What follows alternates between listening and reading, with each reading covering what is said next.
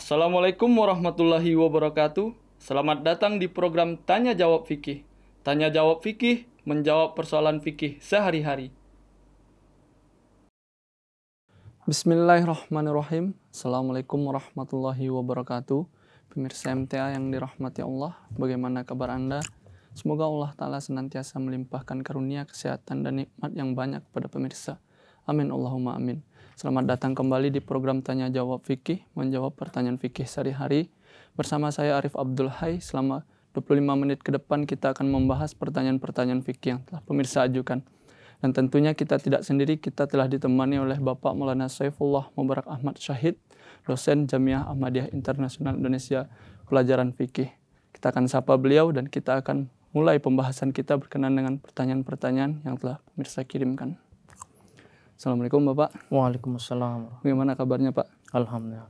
Di sini kita akan membahas pertanyaan-pertanyaan yang bagi saya ini cukup banyak ditanyakan oleh orang-orang yang menginginkan adanya sebuah syariat Islam atau pembelakuan syariat Islam di negara, mungkin di negara kita atau secara umumnya di negara-negara Islam itu sendiri Pak. Untuk lebih jelasnya mari kita mulai saja pada pertanyaan pertama Pak. Ya. Apakah orang yang terbukti berzina hukumannya adalah rajam Pak? Ya. Jazakumullah khairan jazaa. Bismillahirrahmanirrahim. Jadi berkaitan dengan zina ini banyak sekali ikhtilaf ya antara ulama, baik itu ulama fikih maupun ulama lainnya, berkaitan dengan hukum apa sih sebetulnya di dalam Islam ini berkaitan dengan zina. Sebagian orang beranggapan bahwa hukuman zina ini adalah sampai kepada tahap rajam. Rajam itu stoning kalau dalam bahasa Inggrisnya, dalam bahasa Indonesianya orang dilempari dengan batu sampai dia mati. Ini. Nah, akan tetapi sebetulnya hukum rajam ini memang ada di zaman Rasulullah SAW, dan memang di zaman Rasulullah SAW ada orang Islam yang dihukum rajam. Nah, sebabnya kenapa? Karena di saat itu belum ada hukum yang jelas atau belum ada hukum perintah dari Al-Quranul Karim berkaitan dengan hukum zina ini. Sehingga biasanya ketika tidak ada hukum dari Al-Quranul Karim tentang satu hal, maka biasanya Rasulullah SAW menggunakan hukum yang ada di Taurat atau yang ada di umat Yahudi, ya kan, di syariat Nabi Musa alaihissalam. Nah, begitu juga dengan rajam. Nah, karena rajam ini terdapat di dalam Taurat, maka ketika hukum yang jelas tentang zina ini belum ada di dalam Al-Quranul Karim, belum turun syariatnya, maka Rasulullah SAW masih ketika itu memakai hukum rajam yang ada di dalam Taurat ini. Akan tetapi ketika Rasulullah SAW mendapatkan perintah dari Allah Subhanahu Wa Taala bahwa di dalam Al-Quranul Karim itu ada ayat tentang zina, hukuman tentang zina yang bunyinya az-zaniyatu waz-zani fajlidu kulla wahidim minhuma mi'ata jaldah. Di sini orang yang berzina, penzina perempuan dan penzina laki-laki, hukumlah keduanya dengan cambuk sebanyak 100 kali. Nah, setelah hukum ini turun, maka tidak ada lagi orang yang berzina itu dihukum dengan cara dirajam, gitu. Jadi kalau pertanyaannya memang apakah pernah ada hukum rajam di dalam Islam? Memang pernah ada, tetapi ketika itu belum ada hukum yang jelas tentang ini, tentang zina. Tetapi ketika ayat ini turun, ayat surah An-Nur ayat 3 ini turun, maka hukum tentang rajam berkaitan dengan zina sudah tidak ada lagi diamalkan di dalam Islam oleh Rasulullah SAW, gitu. Akan tetapi Hazrat Muslim radhiyallahu anhu di dalam sebuah kitab, di dalam Farmudati Muslih Maud, di situ kumpulan sabda-sabda Hazrat Muslih Maud berkaitan dengan fikih. Di situ beliau menyampaikan bahwa kalau orang yang sudah terbiasa adultery, ya, sudah terbiasa atau memang dia kebiasaannya berzina sehingga merusak perempuan dan merusak lingkungan begitu, maka orang seperti itu memang sebetulnya berhak sepantasnya untuk dirajam, kata beliau. Akan tetapi tetap saja syaratnya harus ada saksi mata sebanyak 4 orang. Jadi ada 1 orang yang sebagai pelapor, orang yang menuduh. Kemudian harus ada 4 orang saksi mata untuk membuktikan bahwa memang orang ini sebagai kebiasaannya seperti itu, kebiasaannya berzina dan sebagainya. Nah, ini 4 saksi mata ini hampir mustahil untuk dikumpulkan, 4 saksi mata yang betul-betul kesaksiannya sama, kesaksiannya betul-betul diterima. Jadi Islam ini sepertinya lebih kehati-hatian. Jangan sampai ada orang yang dihukum tanpa sebab. Jangan sampai ada orang yang dihukum karena dia nggak salah begitu. Nah, ini berkaitan dengan hukum rajam ini ya. Kalau memang Hazrat Muslim Maud radhiyallahu anhu sampaikan kalau memang adatnya seperti itu dan terbukti, maka dia pantas untuk dihukum rajam. Tetapi lagi-lagi ini kemungkinannya sangat tipis sekali karena memang untuk membuktikan seseorang berzina itu harus ada 4 saksi. 1 orang pelapor dan 4 saksi berarti 5 orang gitu. Jadi setelah turunnya ayat tentang kedua pezina laki-laki ataupun perempuan itu dicambuk sebanyak 100 kali, ini seakan-akan memansuhkan mungkin syariat yang ada di Taurat. Karena waktu itu sebelum datangnya ayat ini Rasulullah pernah melakukan hukuman rajam begitu Pak. Lantas bagaimana setelah turun ayat ini, kenapa Muslim Maud dalam Formodate masih berkenan dengan fikih masih membahas tentang rajam ini Pak? Iya, beliau membahas tentang ini sebetulnya karena di dalam hadis itu ada disebutkan begitu tentang hukum rajam itu sendiri gitu. Makanya Hazrat Muslim Maud radhiyallahu anhu kadarnya ya, membahas kadar kalau orang yang berzina itu kadarnya sudah semakin rupa sehingga merusak perempuan, merusak lingkungan dan sebagainya, maka orang seperti itu pantas atau berhak untuk dirajam. Bukan berarti beliau kemudian memerintahkan untuk merajam orang seperti itu, tidak. Di dalam masih di dalam sabda itu juga di akhir beliau sampaikan bahwa tetap saja untuk itu harus ada pembuktian. Ya, pembuktiannya 4 saksi itu tadi yang hampir mustahil untuk didapatkan begitu. Jadi ini masih dalam kadar pembahasan oleh Hazrat Muslim Maud radhiyallahu anhu, bukan berarti dalam kadar bahwa ini diamalkan untuk tidak diamalkan. Jadi kalau orang adultery seperti itu, orang yang memiliki kebiasaan berzina itu memang sebetulnya dia pantas untuk dirajam, dimusnahkan atau dimatikan seperti itu. Tetapi di dalam Al-Quranul Karim untuk orang yang berzina, yang terbukti berzina, dan itu juga harus ada pembuktiannya 4 saksi juga. 1 pelapor, kemudian 4 saksi, ada 5 orang yang melihat dengan saksi mata, baru bisa dicambuk. Ya kan? Itu. Jadi kalau tidak terbukti, maka justru orang yang melaporkan itu yang nanti dicambuk. Begitu. Iya, saya rasa cukup jelas ini berkenaan dengan apakah orang bukti berzina hukumannya itu adalah rajam, tidak, karena memang sudah ada ayatnya dan syariatnya dalam Islam. Selanjutnya pertanyaan kedua Pak, di dalam Islam kenapa diperlukan 4 orang saksi seperti yang kita telah bahas tadi Pak, untuk membuktikan tindakan zina, sementara pembunuhan dan pencurian hanya perlu 2 orang saksi saja Pak? Ya, ini lagi-lagi berkaitan dengan kehati-hatian Islam ya, kehati-hatian Islam dalam membuktikan seseorang itu berzina atau tidak, menghukum seseorang yang penzina atau tidak. Karena kalau seseorang tidak bersalah kemudian dihukum, itu terjadi kezaliman kan. Nah, di sini saya dapat sampaikan bahwa yang pertama ini berdasarkan juga Formodate Muslim Maud ya, berdasarkan apa yang disampaikan oleh Hazrat Muslim Maud radhiyallahu anhu di dalam buku itu, bahwa yang pertama menuduh seseorang berbuat zina ini kan gampang sekali. Gampang aja orang menuduh seseorang itu berbuat zina. Kalau orang nggak suka ya dengan orang lain, bisa aja dia berbuat zina dan sebagainya. Nah, di dalam hal ini qadhi ya, hakim ya, harus meminta si penuduh itu menghadirkan 4 saksi mata. Karena kenapa? Karena 4 saksi mata itu, dengan kehadiran 4 saksi mata, kalau itu dibuat-buat, kalau misalnya saksi itu katakanlah dibayar dan sebagainya, untuk membuktikan kebohongannya sangat mudah. Jadi bukan berarti kalau ini kita berbicara tentang pengadilan Islam ya, pengadilan negara Islam dan sebagainya yang memang sudah berdasarkan syariat Islam, kalau seseorang menghadirkan bahwa 4 saksi mata, ya kan, nih saya membawa 4 saksi mata bahwa saya melihat dia melakukan hubungan zina atau mereka berdua melakukan hubungan zina. Nah, maka untuk membuktikan keempatnya ini mudah sekali membuktikan kebohongannya. Tidak serta-merta hakim langsung menerima, karena dia sudah bawa 4 saksi ya udah berarti udah diputuskan, divonis orang ini bersalah. Tidak. Hakim atau qadhi dalam hal ini harus meneliti dulu. Jangan-jangan orang ini bohong. Nah, dalam hal ini kenapa Islam menetapkan 4 saksi, 1 orang penuduh dan 4 orang saksi, berarti 5 orang. Nah, kesaksian dari 5 orang ini bisa saja bertolak belakang satu sama lain, bisa saja membuktikan kebohongan satu sama lain. Ya, ini banyak sekali metode pembuktiannya, bisa saja di waktu yang sama, mereka di mana, ya kan, dipanggil satu-satu dan sebagainya, diinterogasi dan sebagainya. Ini hikmahnya. Kemudian bagi seorang yang pelapor itu tadi, kalau seseorang melaporkan orang berzina, kemudian dia menghadirkan saksi, kemudian terbukti kebohongannya, mereka dicambuk 80 kali.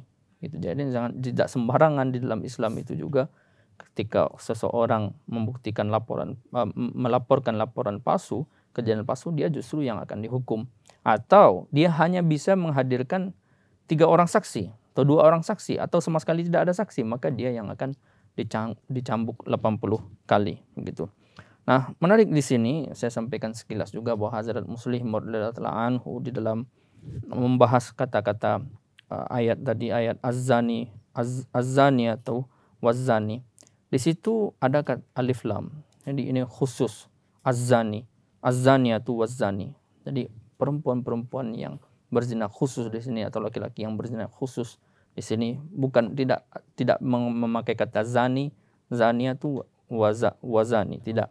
Tetapi ini khusus. Ini beliau dalam Tafsir Kabir membahas bahwa di sini ada pengkhususannya. Ini yang dimaksud adalah orang tua yang sudah tidak lagi mempunyai nafsu, sudah tidak mempunyai lagi syahwat, tetapi mereka tetap melakukan zina. Ini maksudnya di sini. Apakah itu orang perempuan laki-laki maupun orang tua yang perempuan. Begitu. Nah, kemudian yang kedua adalah orang yang berzina terang-terangan, tidak tahu malu, tak peduli orang-orang melihatnya atau tidak. Itu. Jadi orang yang berzina terang-terangan, kemudian nggak tahu malu, dia nggak peduli juga orang lihat atau tidak. Ini sebetulnya yang disyarahkan di dalam ayat ini. Ya. Jadi kalau orang yang seperti ini mudah sekali untuk membuktikannya. Nah, kalau orang yang terang-terangan seperti itu bukannya 1, 2 saksi, tapi banyak orang saksi bisa membuktikan. Tetapi kalau masih orang yang berzina tidak terang-terangan seperti itu, maka harus dibuktikan dengan pembuktian yang sangat detail begitu. Nah, petunjuk juga yang Hazrat Muslim sampaikan, kalau misalnya seseorang, misalnya katakanlah kita melihat orang berzina, dan ini kita berbicara tentang pemerintahan Islam, tetapi bersama kita tidak ada saksi lain, 4 saksi lain yang bisa membuktikan, sama-sama melihat dengan kita bahwa si fulan berzina, maka lebih baik kita diam. Lebih baik kita sesuai dengan salah satu sifat Allah Subhanahu wa taala, yaitu sattar, menyembunyikan aib orang lain, daripada kalau kita melaporkan dan kita tidak bisa menghadirkan saksi, walaupun yang kita saksikan itu benar adanya, tetap saja secara hukum syariat kita tidak bisa, kesaksian kita itu tidak bisa dianggap benar, justru kita yang akan dihukum. Maka dalam keadaan seperti itu lebih baik kita sesuai dengan sifat sattar Allah Subhanahu wa taala, menyembunyikan aib orang lain gitu. Jadi di sini yang perlu digarisbawahi, kenapa 4 orang saksi begitu ya Pak? Karena kehati-hatian dalam Islam itu memang sangat ditonjolkan begitu. Dan 4 orang saksi pun apabila telah datang juga, ini seorang kadi atau hakim itu, dia pun harus melihat apakah kesaksian ini benar atau tidak, apakah dia berbohong atau tidak. Dan selanjutnya, jika pun kita mungkin melihat orang berzina, sebaiknya kita mengikuti cara Allah Ta'ala, sunnah Allah Ta'ala, bahwasanya Allah Ta'ala itu seperti yang Bapak sebutkan tadi, sattar, marah menyembunyikan aib begitu ya Pak. Karena jika kita tidak berhasil mendatangkan 4 orang saksi, maka hukuman itu akan kembali kepada kita sesuai dengan ayat itu ya Pak. Ya, kita lanjutkan ke pertanyaan ketiga Pak. Apakah yang dimaksud dengan li'an suami istri Pak? Ya, li'an ini dari segi bahasa dari kata la'ana ya, dari laknat. Li'an artinya saling melaknat antara suami dan istri. Nah, ini terjadi ketika suami atau istri menuduh pasangannya berzina, sementara dia tidak mempunyai saksi 4 orang begitu. Nah, ketika seorang suami menuduh istrinya atau sebaliknya melakukan zina dan dia tidak mempunyai saksi, maka metode pembuktiannya bisa dengan cara li'an tadi ini. Apa itu li'an? Nah, sekarang ketika dia tidak punya saksi, maka sebagai gantinya, kan tadi 4 saksi kan untuk membuktikan seorang berzina itu. Sebagai gantinya, untuk mengganti 4 saksi itu, dia harus bersumpah. Jadi selama 4 kali bersumpah bahwa saya bersumpah bahwa saya benar-benar melihat dia ini berzina. Kemudian diucapkan sebanyak 4 kali, dan yang kelima kalinya melaknat.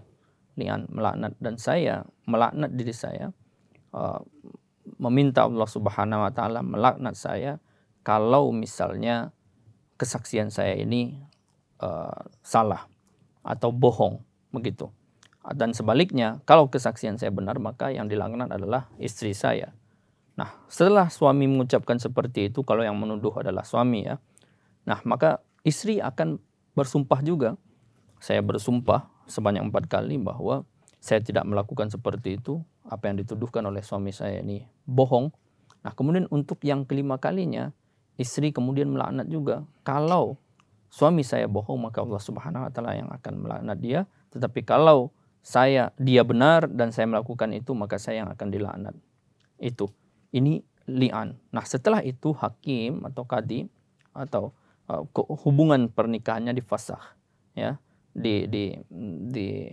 Diputuskan hubungan pernikahannya. Memutuskan hubungan pernikahan itu kan ada tiga macam caranya, ada talak, ada khula, kemudian ada fasakh nikah. Nah, ini fasakh ini menghapuskan pernikahan. Jadi kalau 2 orang insan ini sudah saling melaknat satu sama lain, maka itu nikahnya harus difasakh, harus dibatalkan pernikahannya. Nah, kan tetapi di sini Hazrat Muslih Maud radhiyallahu ta'ala anhu menyampaikan di sini bahwa sumpah atau li'an ini tidak boleh dilakukan di ruangan yang tertutup atau dia berdua saja saling melaknat satu sama lain, tidak. Ini harus dilakukan di tempat khalayak umum, banyak orang yang menyaksikan, jadi orang yang banyak bersaksi. Dan sebelum saling melaknat satu sama lain, harus diingatkan dulu keduanya ini bahwa laknat Allah Subhanahu wa taala ini bukan perkara mudah. Laknatullah 'alal kadzibin, ya, laknatullahi 'alal kadzibin, bahwa laknat Allah Subhanahu wa taala melaknat orang-orang yang berdusta. Dan selalunya ketika Allah Subhanahu wa taala melaknat seseorang, bahkan melaknat suatu kaum, maka hasilnya adalah seseorang itu atau kaum itu hancur lebur, bisa saja dimusnahkan dengan cara yang terhina dan sebagainya. Jadi sebelum melaknat satu sama lain, suami istri melaknat satu sama lain, maka harus diingatkan terlebih dahulu, pikirkan lagi, pikir panjang, pikir 2 kali bahwa apa yang kamu lakukan ini benar atau tidak. Karena kalau bersumpah atas nama Allah Subhanahu wa taala depan banyak orang seperti itu dan di bawah hukum syariat seperti ini, maka bisa saja, ya kan, laknat Allah Subhanahu wa taala itu dalam berupa azab betul-betul turun begitu. Nah, inilah li'an. Nah, kalau seseorang suami istri satu sama lain sudah saling melaknat satu sama lain, maka sudah tidak ada lagi artinya sisa dari pernikahannya itu yang dilandaskan atas dasar kecintaan dan sebagainya, itu sudah tidak ada lagi. Maka atas terjadinya li'an ini, saling melaknat satu sama lain ini, maka pernikahan mereka ini otomatis batal, otomatis fasakh begitu. Ya, saya rasa cukup jelas dengan maksud dari li'an ini, Pak. Ke pertanyaan selanjutnya, Pak, ini agak bergeser topik kita sedikit, Pak. Bagaimana maksud dengan mut'ah? Apakah mut'ah diizinkan dalam Islam? Ya, sebetulnya mut'ah ini kan adalah bahasa mudahnya adalah kawin kontrak, ya. Jadi kawin kontrak ini ketika seseorang ingin menikahi seorang perempuan dengan perjanjian-perjanjian masa. Jadi dalam masa tertentu kita menikah, kemudian kita batalkan, bisa dibatalkan dan sebagainya, bisa bercerai dan sebagainya. Ini banyak sekali keburukan-keburukan yang terdapat di dalam kawin kontrak seperti ini. Ada seseorang yang ingin melegalkan perzinaannya, dia kawin kontrak aja dengan perempuan, ya kan? Anggapannya bahwa karena sudah menikah dengan syarat-syarat pernikahan, ya kan, maka sudah untuk melakukan hubungan suami istri bukan zina lagi, tetapi ada kontrak di situ, ada masa yang ditetapkan. Kalau dalam masa seperti ini, ya, di dalam masa tertentu pernikahan itu dibatalkan dan sebagainya. Ini tidak dibolehkan di dalam Islam. Memang di awal di zaman Rasulullah SAW pernah juga memang ada kebiasaan dalam kawin kontrak, kebiasaan mut'ah di zaman Rasulullah SAW juga. Tetapi karena belum ada hukum Islam yang melarang itu, belum ada syariat yang melarang itu, belum ada perintah untuk melarang itu, maka Rasulullah SAW juga tidak melarangnya. Di beberapa perang pernah juga sahabat dibiarkan untuk melakukan koin kontrak, gitu. Akan tetapi akhirnya ketika Khaybar, ya, peristiwa Khaybar, Rasulullah SAW ketika itu melarang sama sekali koin kontrak. Ini ada hadis di hadis Bukhari bahwa ketika itu Rasulullah SAW melarang mut'ah. Dari sekarang sampai hari kiamat mut'ah dilarang. Nah, hadisnya adalah wa an Ali radhiyallahu anhu qala naha Rasulullah sallallahu alaihi wasallam anil mut'ati ama Khaybar, muttafaqun alaih.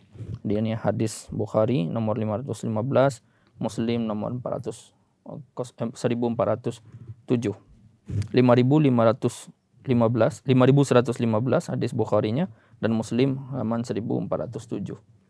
Nah, ini ada di dalam hadis bahwa Rasulullah SAW ketika peristiwa Khaybar melarang mut'ah, bahwa di dalam Islam tidak ada lagi izin untuk mut'ah. Karena memang itu tadi keburukan-keburukan yang bisa muncul akibat kawin kontrak ini, akibat mut'ah ini yang diantisipasi oleh Islam. Bahwa bisa saja orang melegalkan perzinahan itu dengan cara berpikir bahwa dengan cara menikah dengan cara syariat Islam itu hubungan suami istri kan jadi sah seperti itu menurut mereka, tapi sebetulnya itu adalah perzinaan yang dilegalkan secara tersembunyi, secara diakal-akali lah begitu. Jadi memang ini bahasa sederhananya itu kawin kontrak ya Pak, dan Islam tidak mengizinkan. Memang pernah waktu masa sahabat itu karena belum ada hukum seperti rajam tadi misalnya, memang tidak apa-apa kata Rasulullah, tapi setelah datangnya Al-Quran atau surat beberapa ayat dalam Al-Quran itu menyatakan bahwa mut'ah ini dilarang, makanya sejak peristiwa Khaybar Rasulullah SAW melarang untuk mut'ah ini ya Pak. Ya. Ini membuktikan juga ya bahwa seorang nabi itu melakukan dalam memerintahkan apapun, mengeluarkan hukum apapun bukan dari dirinya sendiri. Bukan berarti Rasulullah SAW tidak tahu bahwa mut'ah ini buruk. Bukan berarti Rasulullah SAW tidak tahu bahwa rajam itu tidak baik. Bukan berarti juga Rasulullah SAW tidak tahu bahwa khamar, minuman keras itu tidak baik. Tetapi selama belum ada perintah dari Allah Subhanahu wa Ta'ala untuk melarang khamar misalnya, minuman keras, maka selama itu Rasulullah SAW sebagai istilahnya nabi dari Allah Subhanahu wa Ta'ala yang melakukan apapun, segala sesuatu pun sesuai dengan isyarat Allah Ta'ala, beliau tidak bisa memerintahkan itu, tidak bisa mengharamkan khamar karena belum ada perintah dari Allah Ta'ala. Begitu juga dengan mut'ah ini, begitu juga dengan rajam tadi, dan begitu juga dengan hukum-hukum lain yang ketika belum ada perintah yang jelas dari Al-Quranul Karim, dari Allah Subhanahu wa Ta'ala, Rasulullah SAW sebagai Nabi Allah Ta'ala yang melakukan apapun sesuai dengan isyarat Allah Ta'ala, ini tidak memerintahkan apa-apa. Nah, inilah salah satu bukti juga tadi kebenaran Rasulullah SAW bahwa betul-betul beliau Sallallahu Alaihi Wasallam itu dari Allah Subhanahu wa Ta'ala. Apapun yang beliau lakukan itu dari Allah Ta'ala, sebagaimana ayat wa ma yantiqu anil hawa in huwa illa wahyu yuha. Jadi apapun yang diucapkan oleh Rasulullah SAW, tindak tanduk beliau adalah sesuai dengan wahyu atau perintah atau petunjuk dari Allah Ta'ala. Ya, ini adalah pertanyaan kita yang terakhir Pak. Alhamdulillah kita masuki penghujung acara. Semoga ini bisa bermanfaat bagi pemirsa di rumah. Amin. Amin. Jazakumullah Pak. Jazakallah. Pemirsa MTA di rumah, demikianlah pembahasan kita berkenaan dengan Tanya Jawab Fikih pada kesempatan kali ini. Tetap saksikan program Tanya Jawab Fikih pada episode-episode berikutnya. Dan jangan lupa pula untuk menyaksikan program-program MTA Indonesia lainnya dan juga menyimak khutbah huzur Hazrat Khalifatul Masih Al-Khamis Sayyidina bin Nasir Al-Aziz. Jika pemirsa memiliki pertanyaan, saran atau masukan ataupun kritikan, kirimkan saja ke alamat email di bawah ini dengan menyertakan subjek Tanya Jawab Fikih. Saya Arif Abdul Hai berserta kerabat kru yang bertugas mohon pamit undur diri, dan sekali lagi saya ingatkan bahwa jangan lupa tetap saksikan program Tanya Jawab Fikih. Tanya Jawab Fikih menjawab pertanyaan fikih sehari-hari. Wassalamualaikum warahmatullahi wabarakatuh.